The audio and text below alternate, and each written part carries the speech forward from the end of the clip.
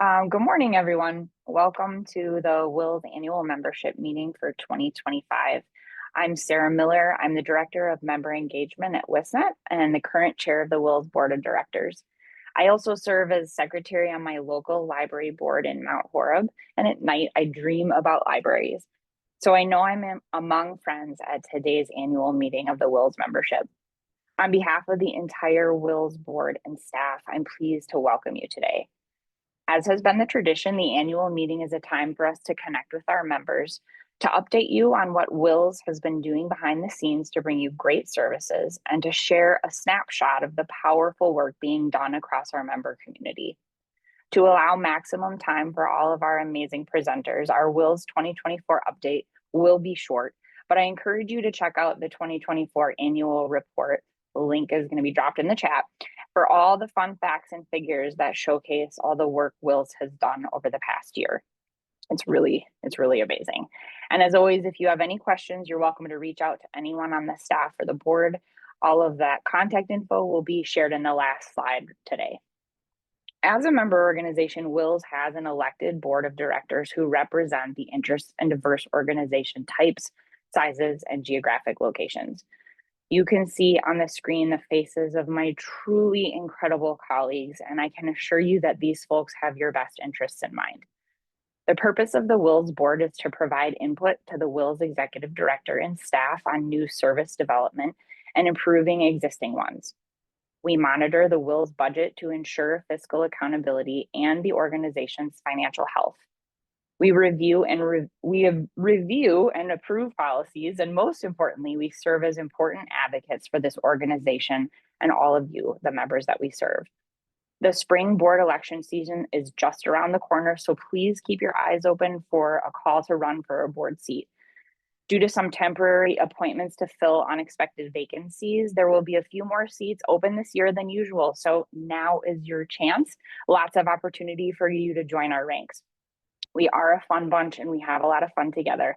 And I encourage anyone with a sincere interest in serving your fellow WiLS members to put your name forward. As I said in my intro, I work for WISNET, a kindred organization that connects educational organizations across Wisconsin through technology and connection building. Our membership in relation to the WiLS membership is a Venn diagram that's just dying to be made. And like WiLS, we here at WISNET have watched our members work cooperatively to achieve incredible things together over the years. I'm really looking forward to hearing how today's speakers attribute their success to the partnership they've skillfully developed. Thank you so much for being here, for being part of WiLS as an organization, and I'm going to turn things over to Jen to introduce our presenters. Thank you. Hello, everyone. Thank you, Sarah, for kicking things off today. For your incredible, steadfast leadership this year. We are really fortunate to have Sarah's talent and enthusiasm for WiLS on our board.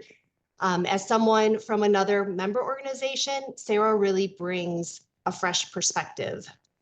I'm so grateful for her guidance and her friendship. And I want to echo Sarah's gratitude to the entire WiLS board.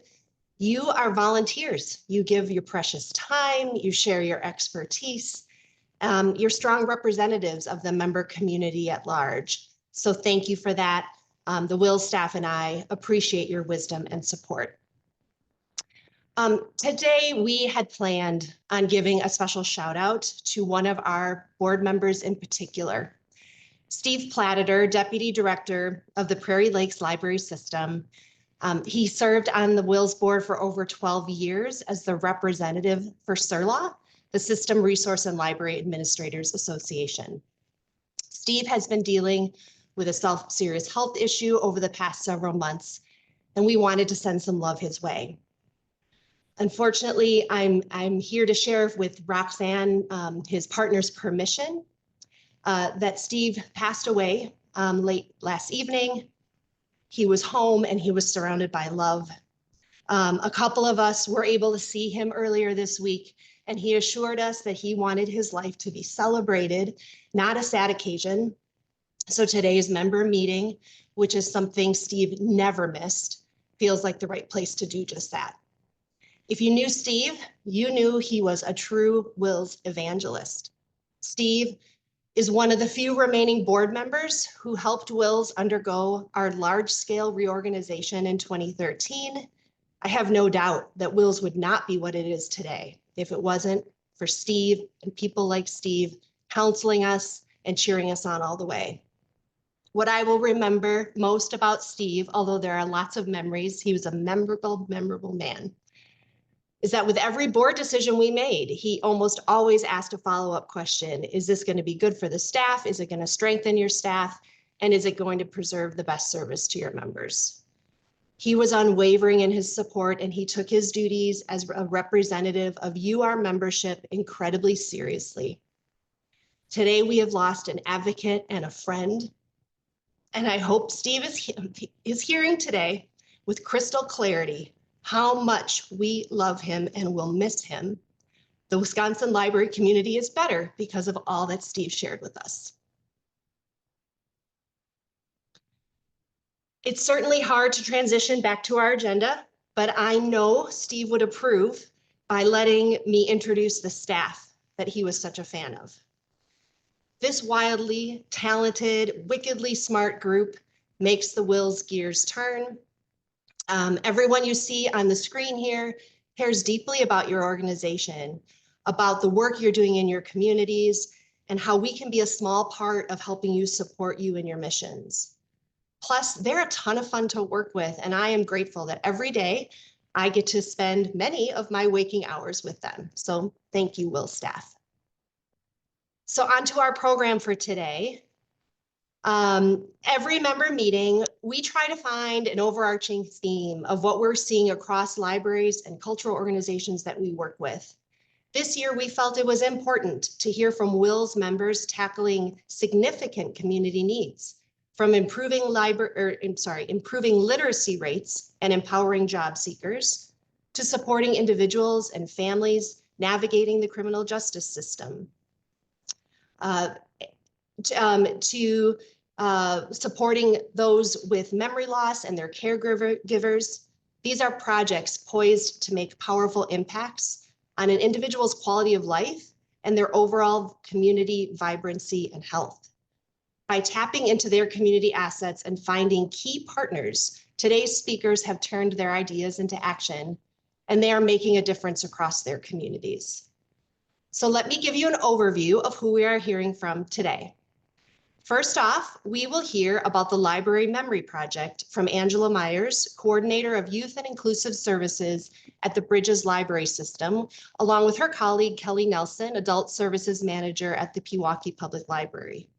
This collaboration among 21 public libraries is focused on creating welcoming spaces for social engagement and connection for individuals and families living with memory loss. Next up will be Nick Dembski, Executive Director, and Joanna Jackson, Adult Services Librarian, both from the Racine Public Library, who will share with us two important coalitions they are involved in. The Participatory Defense Hub and their Black History Month read-in are ways the library showcases the importance of lived experience and peer networks. And lastly, we will hear from Sarah Sugden, Director of the Brown County Public Library in Green Bay, and her library's approach to network building. She will share their philosophy and examples from their countywide Reading for the Future Literacy Initiative, aimed at improving third grade reading success, and their new Job Pod program. So welcome to all of you. Welcome to our presenters. We have a jam-packed event for you today. If you have questions, if we have time, we'll try to take them, but most likely we'll be sharing out that contact information for you to follow up directly with the presenters. So Angela and Kelly, I will turn things over to you. Thank you so much for the wonderful introduction. Like Jen said, I'm Angela Myers with the Bridges Library System, and today Kelly Nelson and I will be talking to you about the Library Memory Project, which actually started in 2025 with just 4 libraries, and we have since expanded that to 21 libraries. We offer a monthly memory cafe on a rotating basis. So next. Oh, we can go one more. Okay, so the Library Memory Project is an initiative of the Bridges Library System, and we're more than just memory cafes. We actually offer educational programs to the public as well on brain health and wellness. So you'll see some samples of that in our next slides. So next. So memory cafes are social gatherings of individuals that are living with mild memory loss, dementia, um, and mild cognitive impairment, along with their family and friends. So in this photo, you will see a daughter standing with her father, and then her mother is seated with a stuffed animal on her lap, following a memory cafe that was held at the Waukesha Public Library, where they featured a safari adventure, so armchair travel. So these events are meant to bring people together to share in different experiences on different topics. They're often structured, well, we say loosely structured, and we always have stimulating activities. So the more that we can use our senses, the better. We offer a safe and welcoming place for people so that they know that when they come to the memory cafes, they're not to be judged by any behaviors that may be a symptom of their disease. Next. Our partners are crucial to our memory project success. We have been partnering with the Alzheimer's Association and the Aging and Disability Resource Centers in both of our counties for the last 10 years. The Alzheimer's Association is a constant referral source to us. So when a family calls their helpline, they're going to look up that we have memory cafes, 21 of them throughout our 2-county area, as well as the Aging and Disability Resource Center, who has dementia care specialists on staff who attend our memory cafes and provide resources directly to the families. We often see people make a direct beeline to our dementia care specialist to ask questions because it sure is a lot easier to approach someone than to pick up a phone and then play phone tag. And last, we have our member libraries, who are also a very important part of our memory project. So pictured here is a group of library staff that gathered in December for our annual symposium, which is basically a conference to talk all about memory cafes and how we can better serve our participants. Next. So I mentioned earlier that our library memory project is more than just cafes. We also offer various services and programs to the public, including memory screenings, which are provided by our Aging and Disability Resource Center folks. They actually schedule them at the library, and they're one-on-one memory screenings for individuals who want to come in and just see where they are to get a baseline of their health, their memory health. We also provide special collections for memory cafes or memory care kits that individuals or families can check out to use with their loved ones. We've also had care facilities check out these memory care kits. Pictured on the right is a sample of what you might find in one of our memory care kits. This is an aqua paint set that you can paint with a wet paintbrush, and it creates a picture with lots of color. And then after a while, that will disappear as it dries. Several memory care kits have been developed by Oconomowoc Public Library and several others in the Bridges Library System that are available for checkout. And last, we have lots of programs that are offered to the general public, including different workshop series, single programs, and support groups. So next, here I'm going to turn it over to Kelly. Thanks, Angela.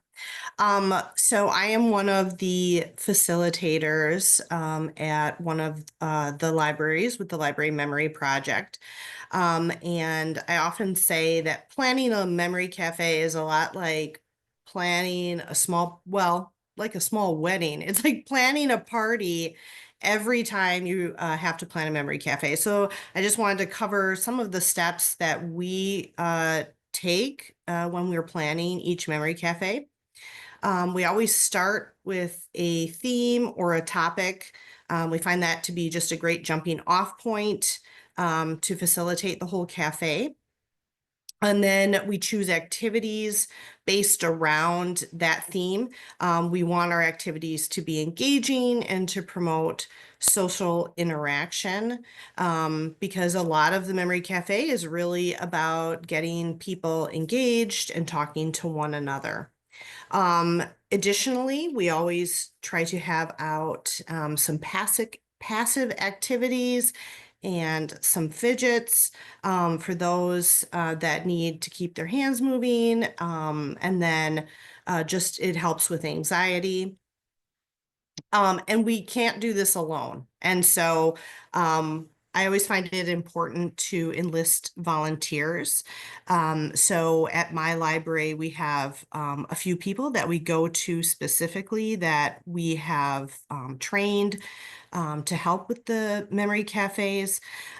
We do also always have one person from the Aging and Disability Resource Center that attends each cafe, and they are really instrumental also just in keeping the whole thing running. And then finally, you can never forget the refreshments. Huge part, you got to have your coffee and maybe some snacks available. So what does a memory cafe look like? We try to set up each room for conversation. And so if you're in maybe a larger room, at my library, I often try to arrange the tables kind of in pods so that people can talk. If you're in a smaller library, sometimes that just works perfect anyway. You can just arrange everything so that everybody can talk, because really, again, that social component is a huge part of the Memory Cafe. And then additionally, we'll have our fidgets and our passive activities out on the table. And then when people arrive, we always have people, whether it be the librarian or a volunteer, they greet the attendees. We get refreshments going, and then we do try to include an icebreaker. In the picture on the right, we have Jess from the Delafield Library. We were doing a popcorn tasting there. So at a popcorn tasting, the icebreaker was probably something along the lines of, what's your favorite movie snack? And then we would all just kind of share our favorite movie snack, get everybody talking. And then we'll have our activity, which is primarily engagement. Again, in this case, we had various popcorns, different flavors. We would pass them around, and then people would talk about them. And then there was a sheet for voting. So just really getting everybody engaged. And then finally, we always close. Each group has a song or a poem that they close each of their cafes with. And so I wanted to kind of cover some of the activities that we'll do at memory cafes. We keep a giant spreadsheet of every activity that we've done since 2017, and the list was so huge. It was very hard to boil it down into this small list of examples that I have here. I was really impressed with the creativity that we have across all of our libraries. So know that this list is a very small portion of what we have done. But I wanted to cover a few of them. So food is a really very popular, you got to have food. So taste testings are always good. As I showed in that last slide, we had popcorn tasting. We've had memory cafes around family recipes and sharing those. In the picture, you'll see that they are building ice cream sundaes. I believe this would be at the Waukesha Library. And then games are popular.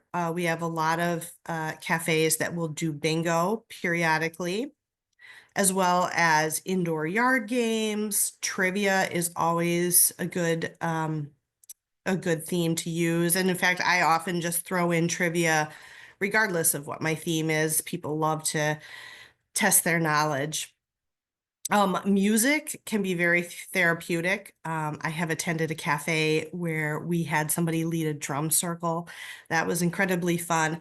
And then a sing-along is so great, just to recall those songs from your youth, or we did holiday songs at my library once, and people just love singing along to things that they know.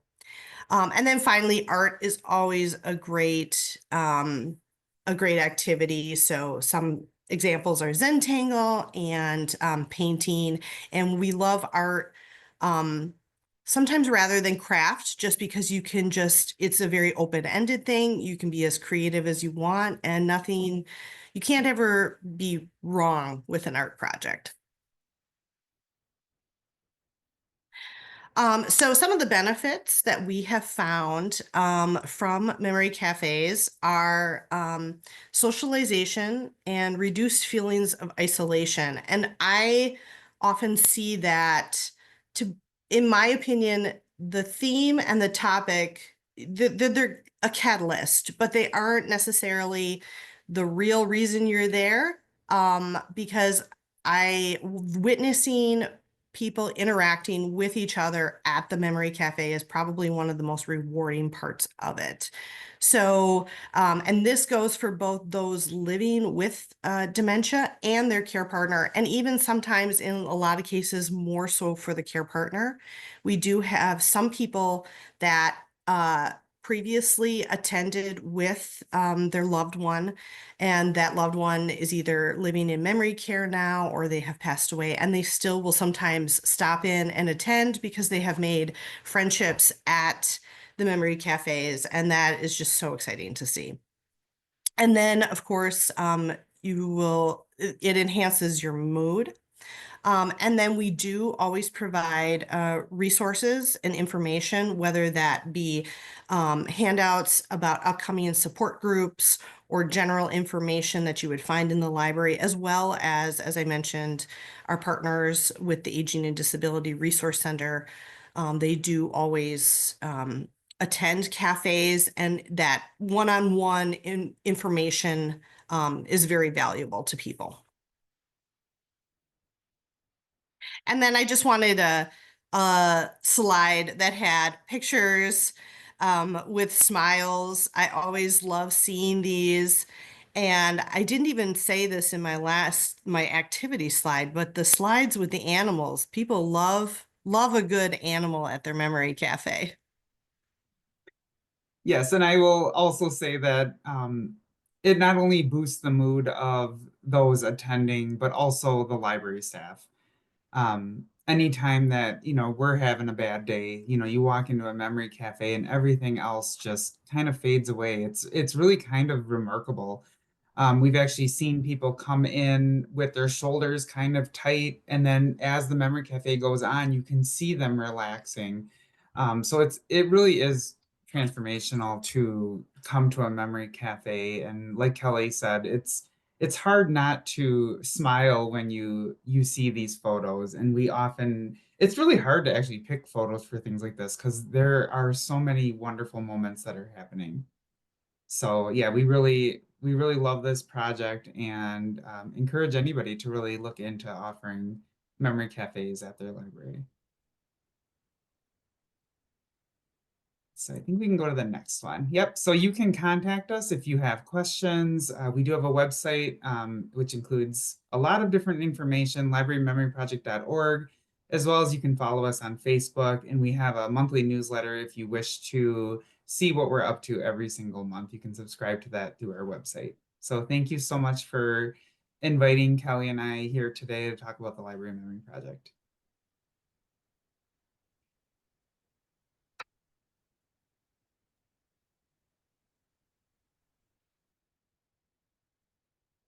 Thanks so much, Kelly and Angela. Nick, we will turn things over to you and Joanna.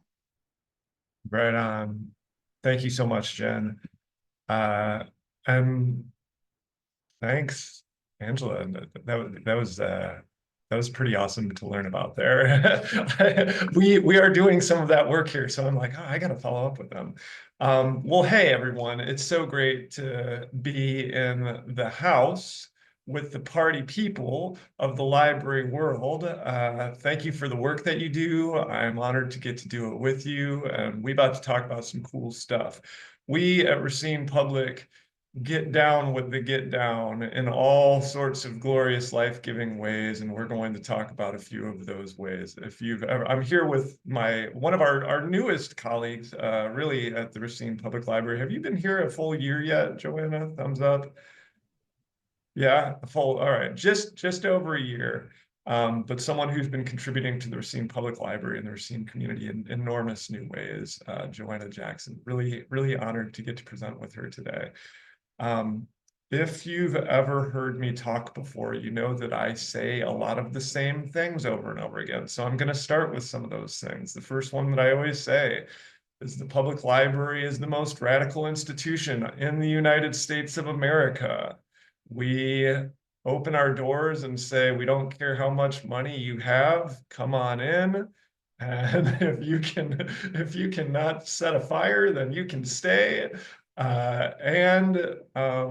We also give just about everything we have away for free. That doesn't happen elsewhere. And so I start just by saying thank you to you all for protecting intellectual freedom and democracy.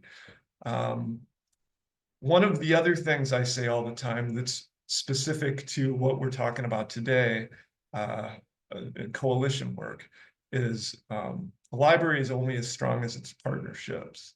WiLS is obviously a huge believer of that, right? And a huge leader in modeling that in the state. But I definitely believe that, and I definitely think that's extremely true at the Racine Public Library. I'm going to talk about one of those spaces of partnership that we have, but just to illustrate that point before I talk about it, you know, one space where that showed up for us, I know Jen and some others know this, but in October, November, our city council our city council is experiencing what I would call a moment of unhealth. And part of that showed up in an amendment that passed by one vote to decrease our proposed budget from the mayor by $200,000. And that's a pretty serious deal to a place like Racine Public. That's an impact that's going to be felt in some really difficult ways. But all we did basically was like tell the community, like send that out to we didn't say, hey, you know, raise your pitchforks and get your torches. We just said this happened and they're going to vote to finalize this on Tuesday. And 200 people showed up and 50 of them gave public comment for 2 hours. And they didn't just flip that vote, but they flipped that vote like very hard. Like it passed almost as a tie by one vote, and it flipped as a 13-1 reversal. So when I say public libraries are only as strong as their partnerships, that's part of what I'm talking about. One of the partners that we're extremely lucky and blessed to be working with here at Racine Public is what's called our Participatory Defense Hub. So this is an organization that we have started hosting at the Racine Public Library just like first week of January in 2024. So we're only just over a year old now, this Participatory Defense Hub. I'm gonna sort of talk all over the place about what it is, but most people have never heard that term before. It's not something that we made up. It's not something the Racine Public Library came up with at all. Participatory defense and participatory defense hubs are models that exist elsewhere in the country. They're in like 15 states at least, and I think there's probably over 50 participatory defense hubs. I'm going to put a link in the chat right now for people to follow up on, you know, just learning about participatory defense if you want. But what it is and what it's looked like in Racine is, long story short, if someone is either navigating a criminal case in the legal system themselves, or has a loved one who's navigating a criminal case in the legal system, and they don't know how to navigate that system, because it's a very difficult, large, expansive, confusing, disorienting system. This is a space for them to land. This isn't a legal clinic, right? We are not although we coordinate and work with different lawyers, we are not, we're not bringing lawyers in, but what it looks like is every Monday night, we have a group of mainly ex-incarcerated community leaders, people who have experienced the system, from the barrel end themselves, right? People who became experts in how the system works because they themselves had to navigate it often for decades, or at least had a family member who did so. They hold space in our library for 2 hours from 5 to 7 p.m. every Monday night. And anyone who, again, is navigating a case or has a loved one who's navigating a case can just show up and be in community with them, for one, which is incredibly important, but also get what I call systems literacy from them. So this is not, participatory defense exists. Nobody's using this term for it yet, other than us. This is the librarian in me. This is a systems literacy initiative. When you have a system as large and overwhelming as the criminal legal system, and you have people who are not adept at navigating systems, even, for us, if many of the people in this room, if we encountered something like this, we would take a lot of things for granted. We would maybe know that CCAP exists, and that's a place where we can look up a lot of information about our case or anyone else's case. We would maybe be able to figure out who the judge is in our case, right? We would maybe be able to figure out when our next court date is and what kind of court date it is. Is it a sentencing? Is it a status hearing?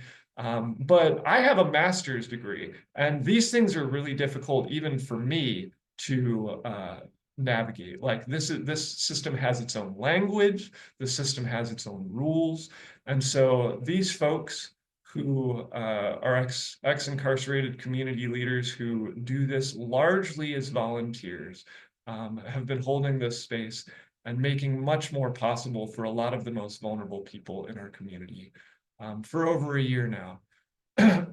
That's happened, and just to talk about the coalition work, that's happened with a lot of other community partners. So when we got this started, first we connected with Expo, which is part of the Wisdom Network, the statewide Wisdom Network. Expo stands for Ex-Incarcerated People Organizing. We connected with Racine Interfaith Coalition, which is also part of the Wisdom Network. We connected with Racine Women for Racial Justice, but then we connected with the Public Defender's Office, right? They were pretty instrumental in supporting and getting us to a launch stage with this project.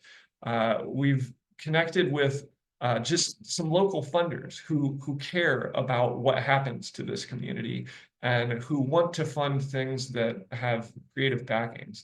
But one other thing that I'll mention, I'll wrap it up pretty soon on this, but I could talk about the hub for a really long time. It's very beautiful. We have people who spent 27 years inside as, they went in as juvenile lifers, right? That means they were 17 and got sentenced to life sentences for murder, right? For first-degree intentional homicide. And now they are on the outside, making sure that nobody has to experience that alone the way that they might have had to when they were children. We're so lucky to have them back in the community, pointing people into different directions through this. So the one other thing that I'll mention that has been part of our coalition was I guess this would have been early 2024 or 2023 actually. UCLA put out a call. They created something called the Radical Librarianship Institute. And they basically said, we're going to have a first cohort of 25 library workers from throughout the country. We're going to provide $10,000 in support of a project that you want to do. So long story short, I submitted an application for that, and I was in that first cohort. We all spent a week together at UCLA in the summer of 2023. Being in community and learning what it meant together to be radical librarians. And so I want to thank UCLA and the funding that they've provided to help that hub continue. I will stop there. There's so much more to say, but definitely follow up with the link there, and I'll pass it on to my amazing colleague, Joanna Jackson, to talk about our Black History Month read-in. Hello, good morning, everyone. And thank you so much, Nick, for sharing that. There's just so much cool work going here at RPL, and I'm so glad to be here.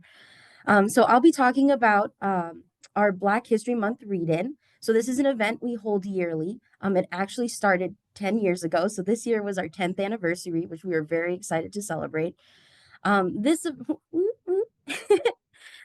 this event actually started through Nick himself with one of our namesakes. So the official name of our event is the Mary Finley and Marcy Eanes Black History Month read-in. And that's because Mary Finley and Marcy Eanes were leaders in our community when it comes to literacy, when it comes to community building, when it comes to just wanting to bring everyone together. So that event was our event is named after them. And Nick, funnily enough, was visiting our neighbors in Kenosha with Mary Finley to see their read-in.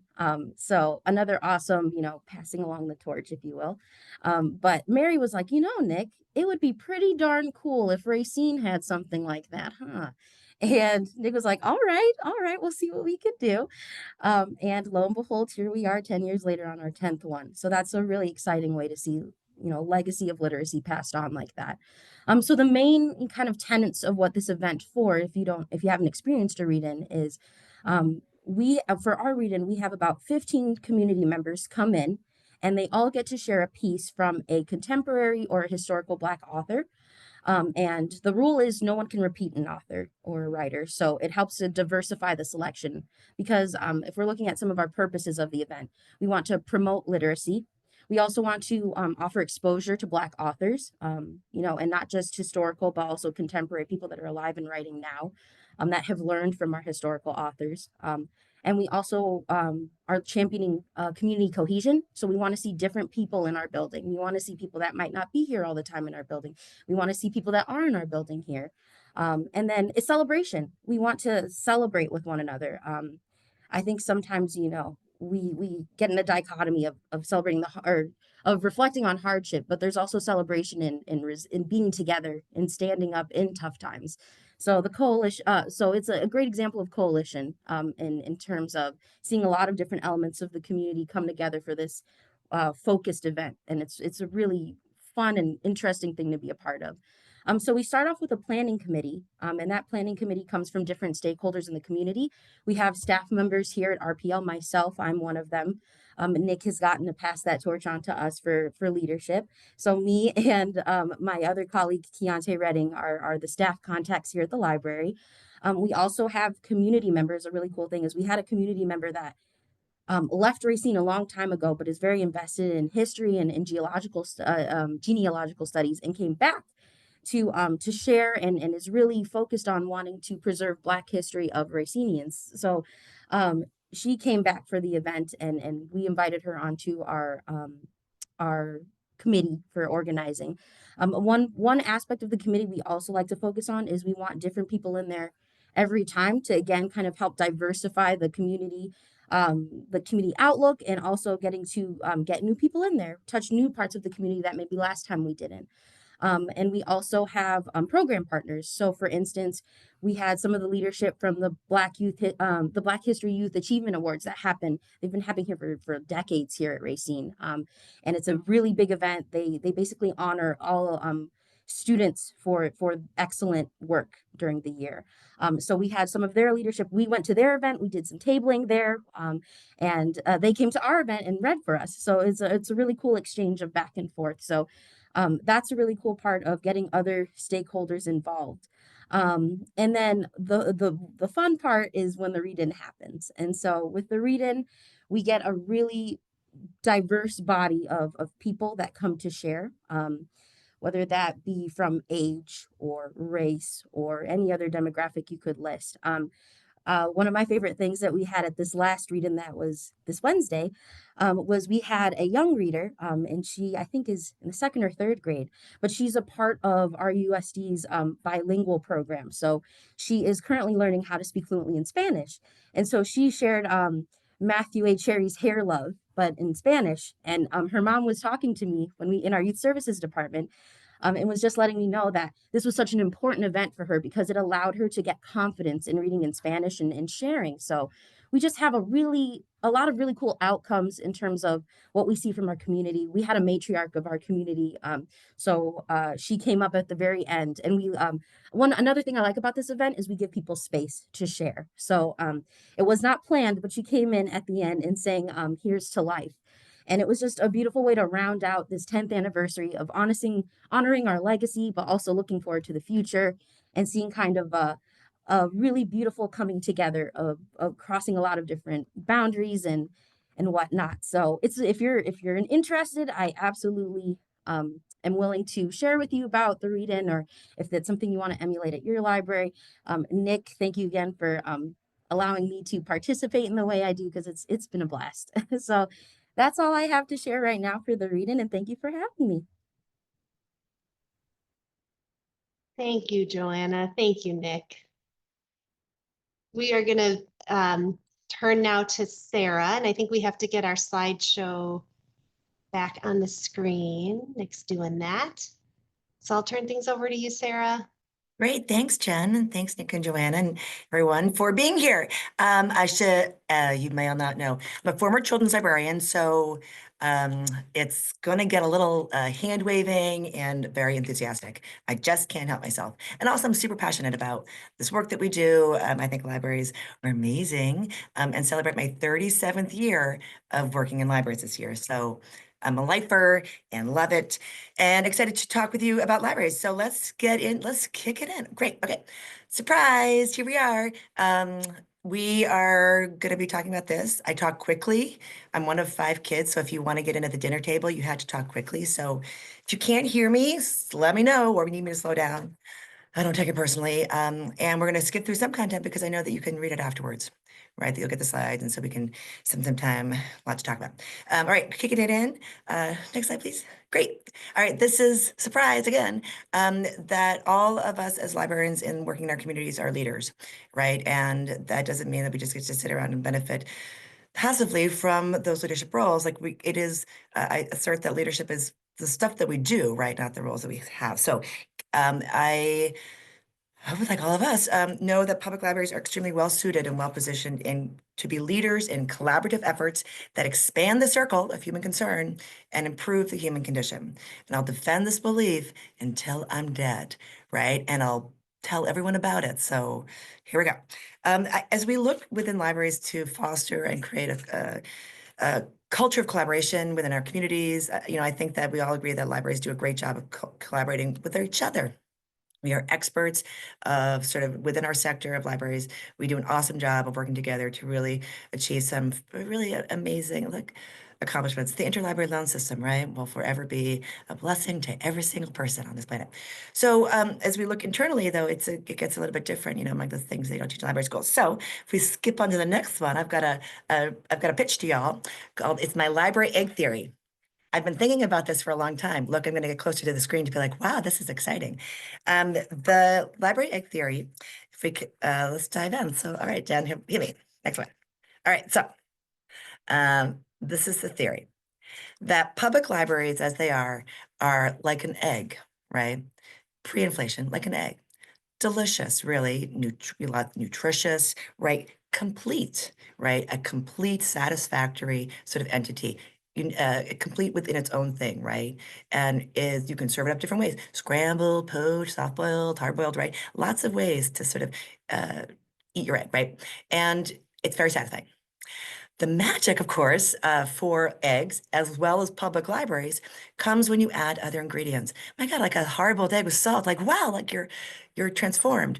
You can take an egg and you can add other things and create cake and quiche and Culver's custard, which I hope we all agree is pretty amazing, right? And that's the same way that you can deploy public library resources or focus or Care Bear Stare or whatever you want to call it, right? The public library is a force in a community and is a powerful institution for change there. So so I'm hoping y'all are with me. You kind of get it, right? You're like, okay, yeah, we're talking about eggs here and cake and custard and quiche. So go to the next screen, please. All right, so there's lots of that they don't teach in library school, right? Working with eggs is not something that I ever learned. I went to library school in the last century. So things were different, but not so much. People are still the same. So I want to share with you some of the things that I've learned not in the time since library school. I confess that I attended a training in 2014 that was like, I still have all the notes, and I'm going to be diving in some of that content with you all this morning because it was life-changing for me as a professional librarian. I was like, wow, like it was just, it changed my life as a librarian. It was training to build equity and access to public health in rural Maine. Wow, you're like, what is that? Right, it wasn't library training. It wasn't library training at all. It was working within a coalition of partners, community partners, to figure out like, how do we help people be healthier, right? And how do we overcome those systemic and institutional barriers and get out of our own heads to do it? It was amazing. I'll plop down some of the people who did the training. It was like mind-blowing. Belonging and Other Ring Institute at Berkeley, amazing. Encountered the work of a scholar and professor named Lee Farrow, who's done anti-poverty work, leadership work, Children's Harlem Zone. So amazing, fellowships at MIT. Wow, wow, wow, wow. So I also was exposed to June Holly's work, the network weaving stuff, which is what I want to talk to y'all about today. She wrote a book, right? I'm betting it could be the only one in WizCat. Uh-oh. But she wrote a book and did this whole theory around, again, how do we harness the power of people, and how can any institution, organization, individual intentionally form networks, convene people to move things forward, and again, like, so it's kind of like, how can you be like Nick Fury if you're a comic book fan, right? Pulling together you're a superpower team to do good. So let's talk about this. Well, go on. Well, trudge forward. All right, I'll talk quickly. All right, trudging forward, here we go. This is something that we look to apply within the library land, like for everything, big scale, small scale. It's everything from saying to a colleague who's like, I want to do a program on like a downtown walking tour.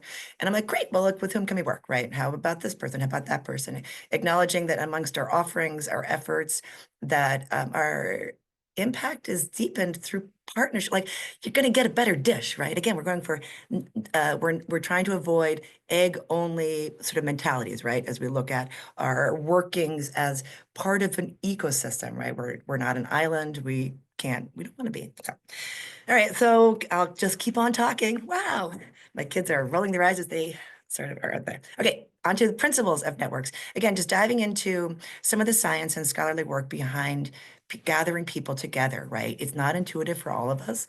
And the fact that there's science and sort of structure and sort of methodology behind it is sort of like, wow, great. For me, that was like, wow, great. Again, I'm a middle child, so I'm used to bringing people together organically, but being able to be exposed to, oh, like, I'm a nerd too, like some books about it. I was like, wow, and trainings. So many types of networks exist. You guys can read it. Things to be particularly aware of. As we look at those intentional self-organizing as it amplifies impacts, that's a lot of different activities happening at the same time, right? As we look to achieve systemic change, it can't just be like, that's the cool thing about this is that we do our thing and then it builds from there as we look to tackle really big issues, because we can tackle really big issues through the power of partnerships, right? That sounds super dorky and really perky, I know, but it is true.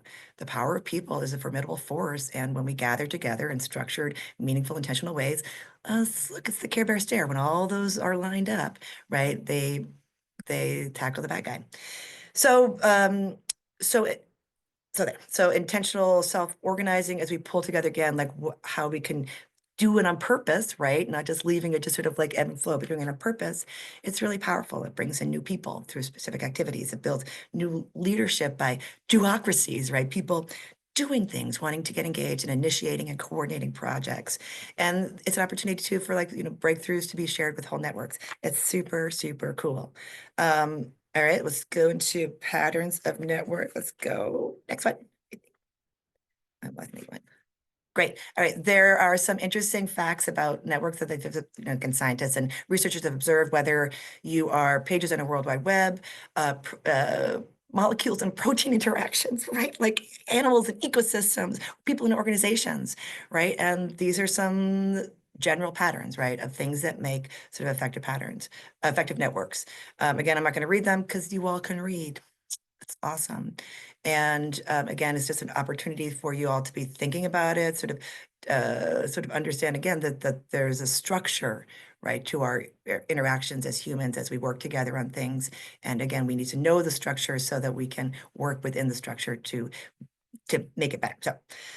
So when we don't manage networks, again, scholars have found in our next slide that they sort of fall back to two general driving forces, right? This is my awesome picture of my colleague, Al, who went away who's called to active service. So everyone got an Al face. Isn't that awesome? I wish I could do all of them, but they were so wonderful, so creepy and so good. It's sort of like, have you all ever heard of the good old boys network, the old boys network, right? So it is sort of people who are like each other in close proximity will gather together. So that is, and it tends to be effective in some ways, like just objectively, because people are comfortable working together. There's some synergy and they can move through things, but it is only, but you can see how many are excluded from the opportunity to participate in that positive progress. So, all right, let's keep on going. Team. This is okay. So this is cool, right? I'm like, oh, graphics. Let's talk about this. So again, scholars have studied this. This is sort of how we look at the development in the stages of network life and growth. The scatter fragments, that's where most network building begins, right? You've got some good things going in some place, and and there's stuff happening, but there's not forward movement, right, in a bigger sort of effort or initiative. I've certainly seen that in cases in which I've worked, whether it's looking at youth literacy, let's talk about that one, right? So when we look to gather people together to tackle the horrific third grade reading proficiency rates in Brown County, there were good things happening to support students and to support learners and their parents and teachers and all that. But everyone was doing their own thing, right? Siloed work. And that can often happen, in libraries and nonprofits. Like everyone's really busy with what they've got going on, and so sometimes it's hard to see what else is happening out there. Again, that's why libraries are so great, because our concern is all of humans. It's good. So as we go into the hub and spoke, anyone, right? Anyone can be Spider-Man. You can be Spider-Man, right? Anyone with a vision and the context to external ideas and resources can be that hub that pulls in and that creates that centralized, okay, let's convening the folks, right? As we look at the next stage, that multi-hub, really we're talking about people, it's self-organizing now, right? And we're seeing that again in Brown County. The library served as the hub to pull people together, leaning into our infrastructure, our role as a library, right? The reputation, people can't really say no to us and still not be a jerk. And we can't hold it all, and just it's silver bullet is not enough, right? We need silver buckshots to really make things move forward. So that's where you see again the self-organizing multi-hub. So that's when other things pop up. People inspire, they go like, try this and try that and try that. Again, researchers have found that so the impact of 2 to 3 partners in little groups can really be effective in trying and being flexible and experimenting and learning and moving the needle. the core preferred, that fourth stage is really the system shifting networks that we all want to get to. Represents networks that are diverse, cross-sector, intentionally inclusive, self-organized, leaderful. Ah, wow, that's awesome. Decentralized, they're experimenting, right? They're learning and sharing, expanded, and looking at that transformational, right? Let's shift systems, right? Let's go beyond, this is gonna make, event anyone, book lists and book displays, right? Let's shift systems. So super awesome.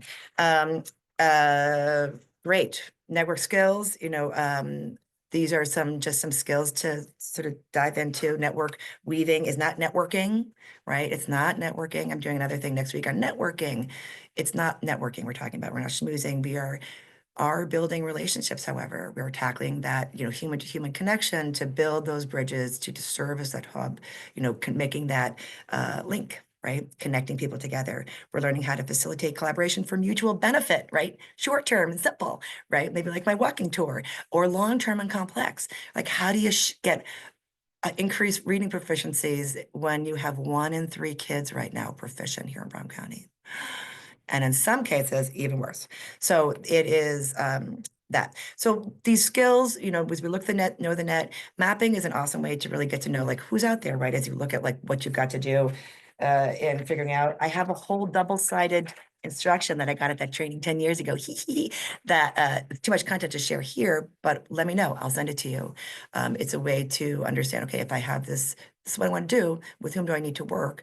There are some simple exercises that can help you think through that and understand who's missing, right? It's really important for us to understand who's missing. We have a tendency to feel comfortable and safe, and you have to crack the egg, right? You have to like break it apart. These researchers in this work maintain that this, if we're going to move these needles, we have to be also looking at, equity and belonging and dismantling racism as part of this work too. So who is missing, y'all? Who's missing? So mapping can be a great way to do that. Mapping too, it is a great visual representation. I know when I first did it and I showed my library board, they're like, wow, we had no idea you were so connected, right? Even though I just sent them a list, like a written list, but seeing it all mapped out for them, they got it. They sort of understood our role much more differently. As you look at mapping too, there are some metrics. If you don't want to just look at the visuals, some metrics that are also useful, everything from the network density, the average path length, and betweeners and influence. It's good stuff. It's so good and nerdy. As we look at reaching out, I just want to share these tips because reaching out means send an email to someone with a similar interest, right? They're like, hi, you're a librarian, so you've got an instant in. People like librarians. They don't want to say no to us, so they'll feel like, oh, they have to take our call. Ask for a 30-minute interview, Teams meeting, 15-minute, just to be like, hi, introduce yourself, getting to know you, right? Ask them about them. Ask them about interests and skills, right? As we look to close triangles, that's really important. That's connecting people with someone who's got in common that, right? So you're helping make those connections. You're helping facilitate connections. You're weaving people together, right? Maybe you're bringing them together. Like, oh, hey, I think you two would really get along. Let's go and have a coffee, all 3 of us together, so I can introduce you to and we can talk more and all that. You're helping and facilitating, helping that grow. Convening your network, you can do that as a group, which is really important, but you also want to pay attention to those small groups too, right?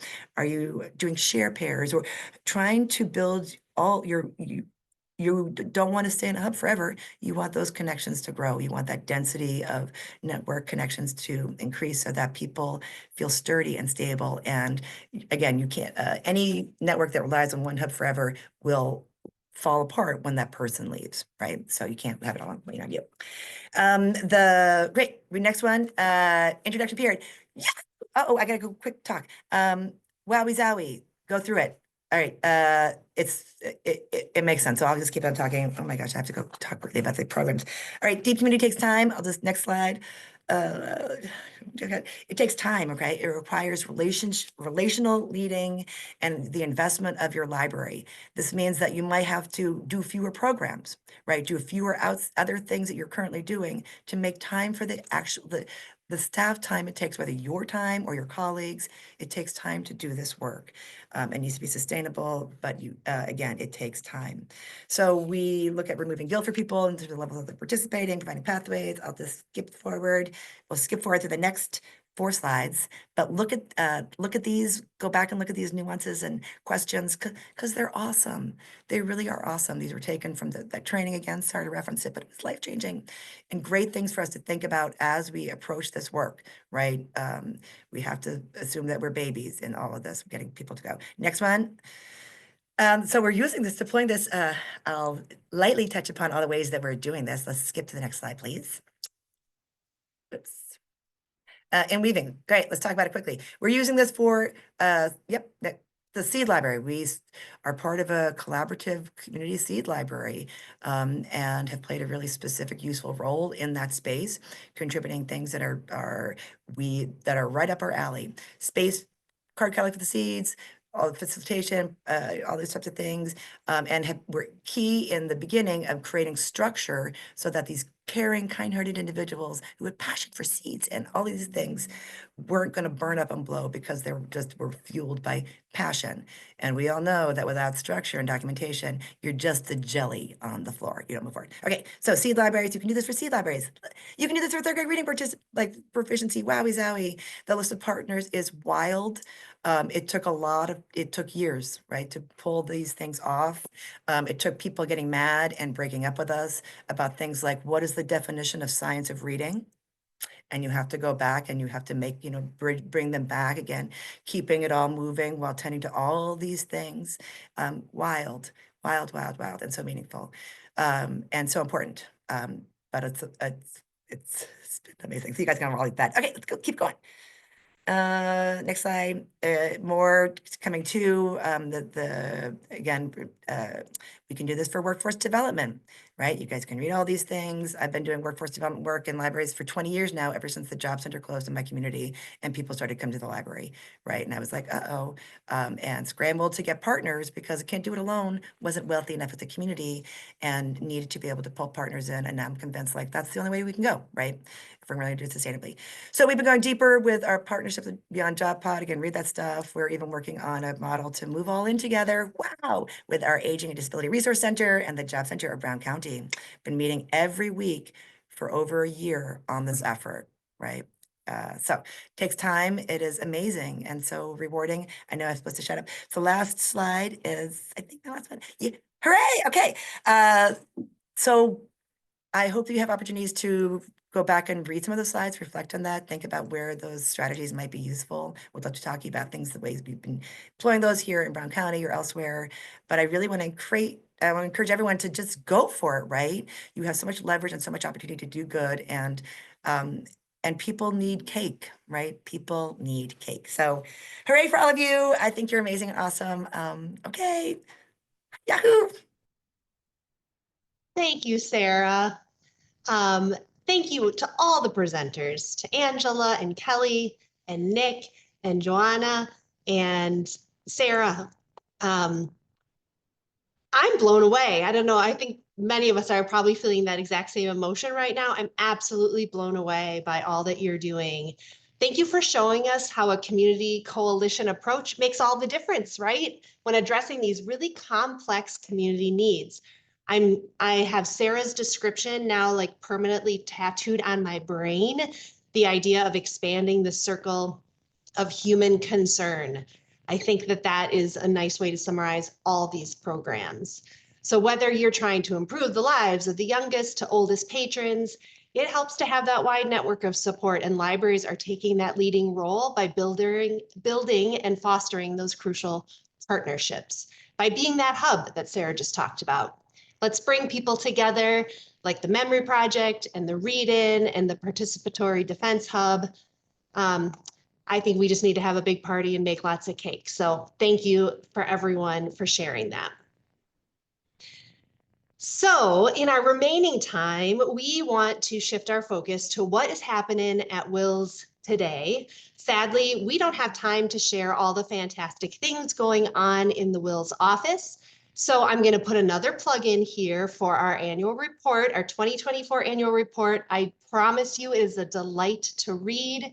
Andy and the communications team did a beautiful job pulling this together. And it's really a comprehensive review of how we've been providing service to our members. If you like numbers, we got you numbers, so please check it out. And there's even a short video of WiLS staffers kind of popping up all over the state. So make sure you take a look at that. So for today, though, we have chosen to just highlight 3 projects that we feel kind of represent those 3 strategic goals that we have been talking about for a long time with you. Those are building community, fueling innovation, and prioritizing organizational health. These 3 initiatives encapsulate the creative spirit and the intentional mindset with which we approach all of our work. And they're projects that we're super excited to move forward and to move ahead in 2025. But it wouldn't be a WiLS meeting if we didn't have audience participation, and we always try to make it easy and light. So we hope it's an easy ask. We want you to think about what you're looking forward to in 2025. Now, we know 2025 has already thrown a lot at us, and given the uncertainty that this year brings, we thought it might be soothing. Oh, and I'm sorry, you might hear my dog in the background. It might be soothing to take a moment to be purposefully positive and share with one another just one thing you're looking forward to this year. So drop what comes to mind in the chat as we go into this last part of our meeting. Please, please, please share something, whether it's professional or something in your home life that you're excited about in 2025. We want to hear it. So we'll now hear from the WiLS staff, and I'm going to turn things first over to my colleague, Melissa. Hi, everyone. My name is Melissa McLymans, and I am part of the consulting team at WiLS. And it's so wonderful to be part of the annual member meeting and hearing about the excellent and inspiring work that you all do. One of the core services the consulting team provides is strategic planning. We've taken part in dozens and dozens, maybe even oodles of strategic planning processes. We've worked with public libraries of various sizes, communities of various sizes, public library systems, and believe it or not, we even work with non-libraries on strategic planning. This experience has given us some useful insights. One of those insights is that while creating a strategic plan is a lot of work, implementing it can be even more. Another insight is that often folks learn so much from others that are going through the same work at the same time. So with this in mind, WiLS is thrilled to be piloting the Strategic Planning Peer Network, which is both an opportunity and a platform for organizational leaders and other staff members directly involved in their strategic planning to post questions, discuss plan-related challenges, and share their successes and best practices for keeping their plans active, as well as assessing their ongoing process. There is no charge to participate in the network, and the hope is that while WiLS will lightly facilitate the community through periodic, insightful prompts, the members will do most of the work by asking questions, sharing ideas, and connecting with each other. So we just launched the Strategic Planning Peer Network for members that have completed strategic planning with WiLS within the last 2 years. We have 9 libraries and 1 library system that's part of this first community of practice with 14 different staff members participating. As we go forward, we plan on inviting folks that complete strategic plans with us to join in the community. So we hope through this coordination and this infrastructure that a connected community of practice emerges to keep members engaged in the work their strategic plans outline. And we're really excited to stay connected with our friends that have completed plans. We want to hear about their progress and explore how this collaboration can both support participants as they implement their strategic plans and grow from their experiences. So if you have any questions about strategic planning or the peer network, please just reach out. We're happy to answer any questions that you might have. And with that, I'll pass things over to my colleague, Erin. Thanks, Melissa. Good morning, everyone. I'm really excited to share with you a bit about the Culture Keepers Collective and our newest initiative, Flattening the Curve, Mitigating Cultural Heritage Loss in Wisconsin Native Nations. The Culture Keepers Collective is a collaborative network of dedicated archivists, curators, historic preservationists, and language specialists working to preserve and celebrate the cultural heritage of Wisconsin's Native nations. It is guided by an all-Native advisory council and administered by WiLS. The collective consists of over 100 members representing all 12 of Wisconsin's Native nations and 8 partner non-Indigenous institutions. The work centers around professional development, such as things like events that we will host, such as the monthly Culture Keepers Coffee Hour, which is a relaxed space for networking, sharing struggles, and discussing projects. Training and networking. We partner on events such as the Culture Keepers Gatherings, which bring cultural workers from across the state together for workshops, cultural institution visits, relationship building, and experience sharing. Our next gathering will be in May at Red Cliff Nation. Mukurtu CMS, we offer support and training in Mukurtu CMS, which is a free and open source content management system designed to support the unique needs of Indigenous libraries, archives, and museums to preserve and share their cultural knowledge in ethical, community-driven ways, and grant-funded initiatives where we support different grant projects, including our newest project funded by the National Endowment for the Humanities, Flattening the Curve, Mitigating Cultural Heritage Loss in Wisconsin Native Nations. This initiative aims to safeguard vital cultural heritage and Indigenous knowledge across Wisconsin. The 2-year program will fund a full-time community archivist dedicated to preserving at-risk data and revitalizing Indigenous languages. This project will provide targeted staffing and technical support to tribal libraries, archives, and museums. By addressing the critical challenges of cultural preservation, the initiative will ensure that essential knowledge and traditions are maintained for future generations. Over the next 2 years, the Rapid Response Community Archivist will collaborate with Wisconsin's Native nations, offering culturally relevant technical expertise and practical assistance. The flexible support model will allow the community archivist to respond to local changes while ensuring the project's continuity and long-term impact through the centralized structures of WiLS and the Culture Keepers Collective. The work of the Culture Keepers Collective and initiatives like Flattening the Curve are vital to ensuring the cultural knowledge and traditions of Wisconsin's Native nations, and ensuring that they continue to thrive for generations to come. So please don't hesitate to reach out if you have any questions or if you'd like to learn more about how you can get involved. And with that, I'll hand things back to Jen. Thanks, Erin. Thanks, Melissa. So the last thing we want to share with you today is our work on diversity, equity, and inclusion. I'm joined here by my colleague, Kristen, who has taken the lead in coordinating our equity efforts in addition to all the other hats that she wears. Together, we're going to just share an update on our approach to this work. So in 2020, like many other organizations, we'll set up a work group to support internal learning and to develop and communicate actions out of that learning. We surveyed our membership, we broadened board eligibility to encourage a plurality of voices in WiLS leadership. We highlighted social justice work happening in member communities, and we drafted a statement in support of your efforts and the greater Wisconsin library and cultural organization community around anti-racism and preserving intellectual freedom.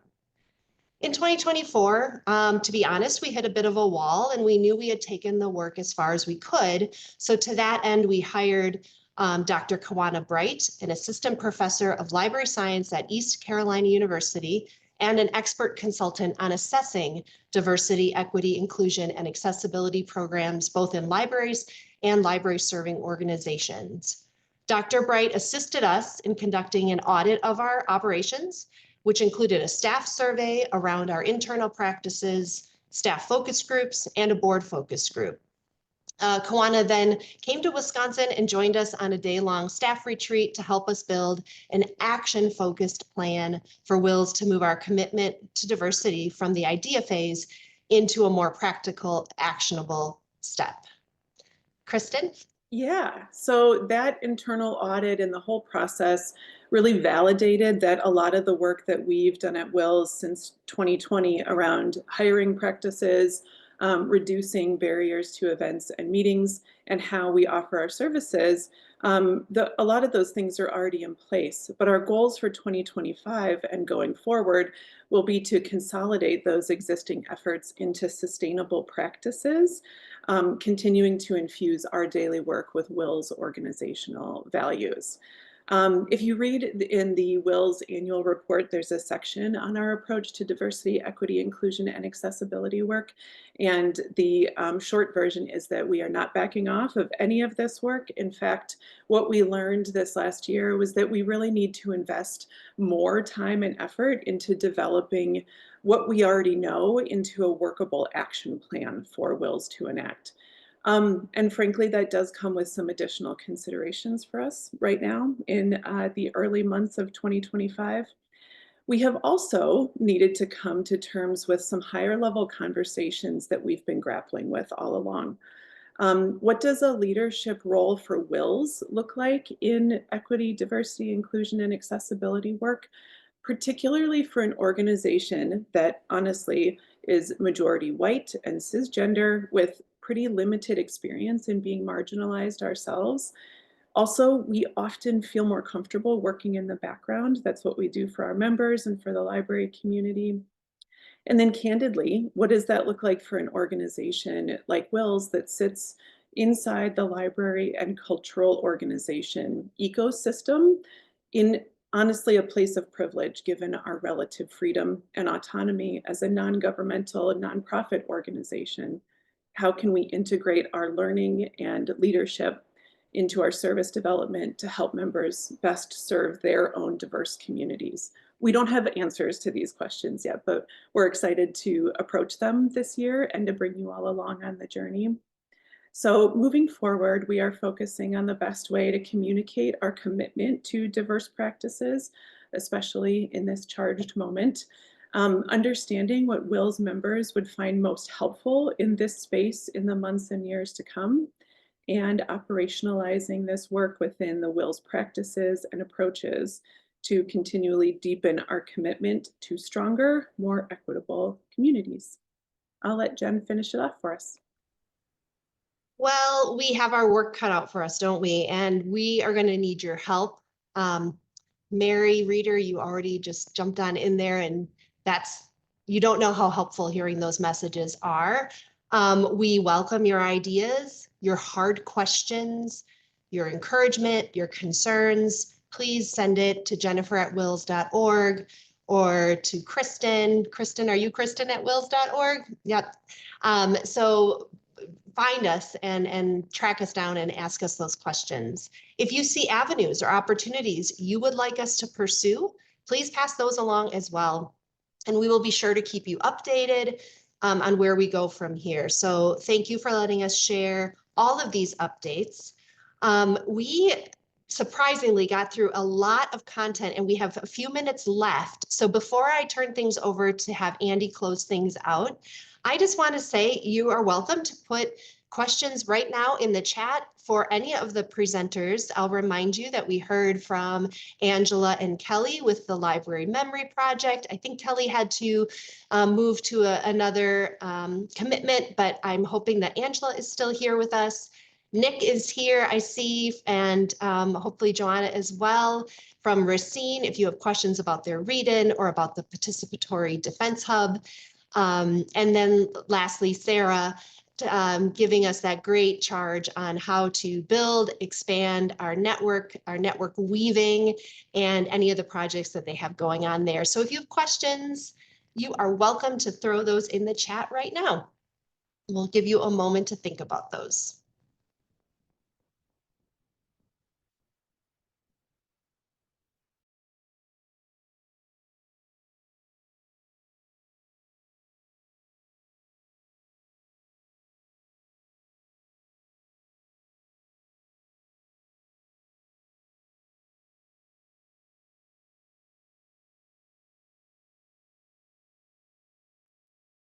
Okay, I think I did at least the 11-second rule. So we'll keep watching the chat. But Andy, why don't you start to wind us down? And if we need to come back and answer a few questions, we will pivot as we can. Sounds good. Hi, everybody. I'm Andy Coffin. I'm Communications and Consortium Manager for WiLS. I'm just going to step in here and close this out. First thing I'd like to do is to make sure that you're all aware of the many ways you can connect with us. We honestly love hearing from you, whether it's a challenge or that you're working on that you need help with, or an idea that you're thinking about. We're a great place to start. Even if you don't really know what you're asking about, we can kind of talk through it. If one of our services doesn't fit the bill, we often know people or other organizations that we can connect you to so you can get moving on whatever you're working on. You can call us, email us, visit our website. Make sure you subscribe to our newsletters. These are all great ways to connect. And secondly, I wanted to make sure that this was on your radar. Our Ideas to Action Fund application period opens up on April 1st. So since 2018, we've awarded over $200,000 to 51 member libraries and cultural organizations. Maybe one of those ideas you want to talk to us about could make a good proposal, and you could be awarded up to $5,000 to start working on it. So keep your eyes peeled for more information about this year's application period. That will be coming very soon. And then lastly, lots of gratitude. This is the best part. Thank you so very much to our presenters for taking the time today to share your work with us, share your time with us. What you're doing in collaboration with your communities to solve problems is so impressive. And then thank you all to the attendees too for being part of our community, taking the time to engage with us. We know you're all very busy people with important work to do, and we are grateful that you chose to spend some of your time with us today.